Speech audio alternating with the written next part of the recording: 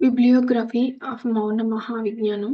మౌనం అంటే మౌనం యొక్క విశిష్టత, మౌనం పాటించవలసిన సందర్భాలు, మౌనం ఉపయోగాలు వివిధ పుస్తకాల నుండి, మ్యాగజైన్స్, కరపత్రాల నుండి, మౌన సాధన చేసిన యోగుల జీవిత చరిత్ర, సందేశాలు, నెట్ నుండి మరియు వివిధ వెబ్‌సైట్‌ల నుండి, విదేశీయుల మౌన సందేశాలు, ఇంటర్నెట్ వెబ్‌సైట్‌ల నుండి, మహాత్ముల సందేశాలు పుస్తకాల నుండి, వెబ్ పేజీల నుండి, టిబెట్ యోగి మిల్లరెప్ప పుస్తకం నుండి, లావో ట్సు టావో టీచింగ్ పుస్తకం నుండి, మౌన ధ్యానం చేసిన సాధకుల సందేశాలు, ధ్యానుల నుండి, వారి స్వ అనుభవాల సేకరణ.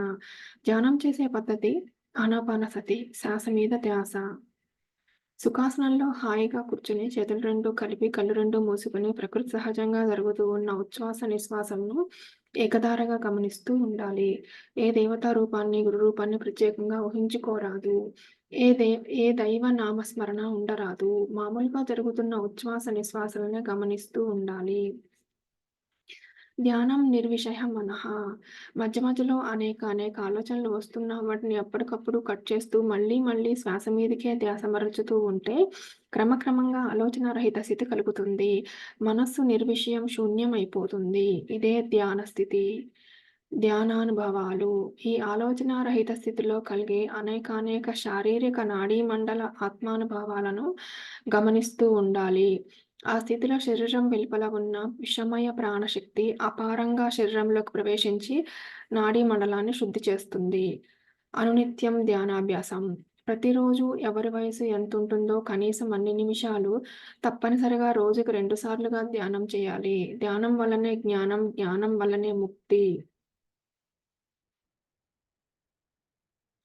రచయిత గురించి. నా పేరు ఆవంచ నాగేశ్వరరావు. హైదరాబాద్‌లో ఉంటాను. నేను చిన్నప్పటి నుండి మితభాషిని. మౌనం ద్వారా సత్యాన్ని తెలుసుకున్నాను. నేను గత 10 సంవత్సరాలుగా ఆంధ్ర, తెలంగాణ, తమిళనాడు, కర్ణాటక రాష్ట్రాలలో మౌన ధ్యాన తరగతులు నిర్వహిస్తున్నాను. 3 సంవత్సరాలు పిరమిడ్ చేతవనం కొటాలలో, 2 సంవత్సరాలు తమిళనాడు వనియంబడిలో మౌన ధ్యానాలు నిర్వహించడం జరిగింది.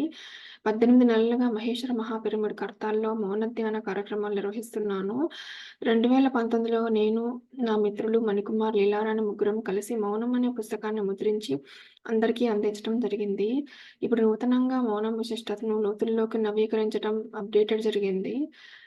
భారతీయులే కాకుండా విదేశీయులు కూడా మౌన విశిష్టతని చెప్పినటువంటి సందేశాలను, వారి అనుభవాలను నేను, నాగలక్ష్మి శర్మ గారు ముగ్గురము కలిసి వివిధ పుస్తకాల ద్వారా, వెబ్ పేజీల ద్వారా, ఇంటర్నెట్ ద్వారా సమీకరించి మౌన మహావిజ్ఞానం అనే ఈ పుస్తకంలో పొందుపరిచి ముద్రించటం జరిగింది. ఈ పుస్తకం మౌన శక్తిని, మౌనం విశిష్టతను తెలియజేస్తుంది.